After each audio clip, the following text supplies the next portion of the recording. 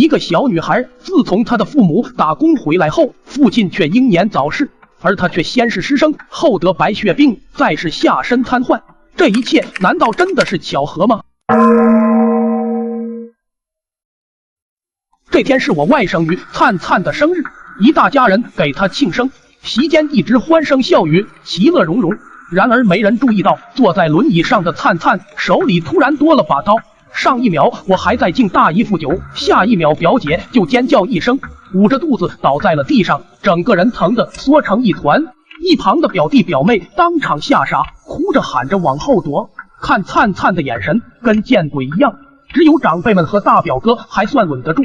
短暂的惊愕过后，大姨夫一脚踢飞灿灿手里的刀，伸出双手死死抱住她。我见灿灿被控制，连忙跑过去查看表姐的伤势。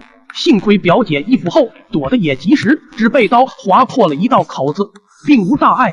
我用力把她扶起来，拿起餐巾帮她捂住伤口。情急之下朝外甥女大吼：灿灿，你疯了！灿灿不说话，她也说不了话，因为她从小就是个哑巴。然而她死死盯着表姐，目光里满是恨意，好像面前不是她的母亲，而是她恨不得碎尸万段的仇敌。说起灿灿，她的人生极其坎坷。灿灿8岁以前，表姐两口子因为去外地打工，曾把灿灿寄养到我家，所以我和灿灿感情挺深。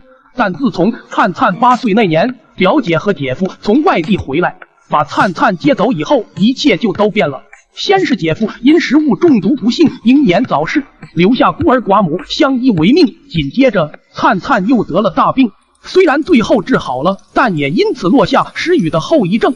然而令人扼腕的不幸还在后面。14岁那年，灿灿又被诊断出白血病，经过长达近2年的化疗，灿灿的头发全掉光，牙齿也全部脱落。再后来，灿灿更不幸因病导致下半身瘫痪，从此只能与轮椅为伴。那一天我去表姐家，我听到摔桌子砸板凳的声音，只见窗户被突然打开，满脸慌张的灿灿探出头来，神情渴求，朝我扔下了一枚纸团。